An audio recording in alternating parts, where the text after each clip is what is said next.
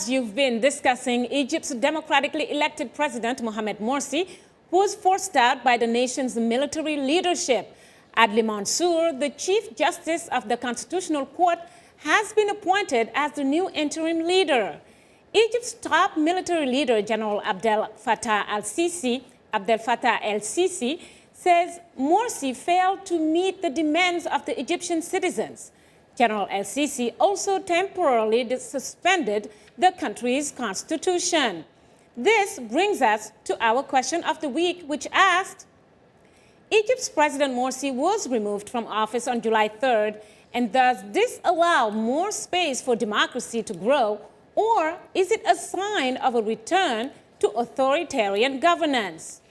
Well, without further ado, let's begin with a comment from Melaku Yilma from Shiwa in Ethiopia, who writes, how could this be a way for democracy to grow when a democratically elected president is removed from office by force? The same thing is going to happen to the next president.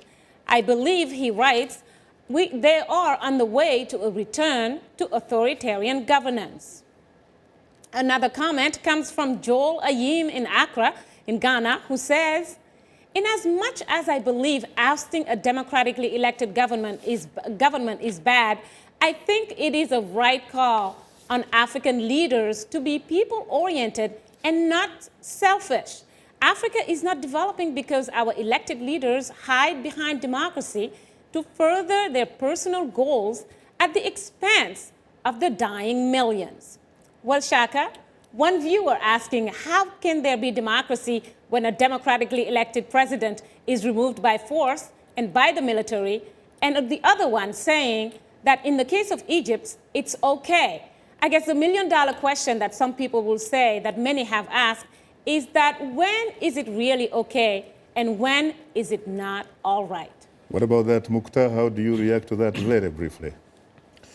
It's okay as long as it really expresses some popular demand, some popular need. It is not okay if it represents only the interest of a small circle of people. How can 30 million people be called a small circle of people?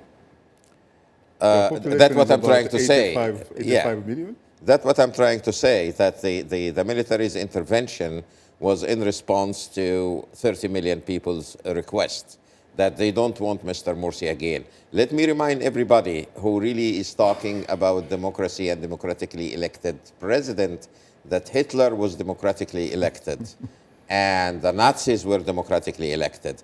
That is the feeling that has developed after 1 year of brotherhood rule in Egypt, that this democracy is going to be one way out, that there is going to be no more freely elected presidents unless they belong to the political Islam current there.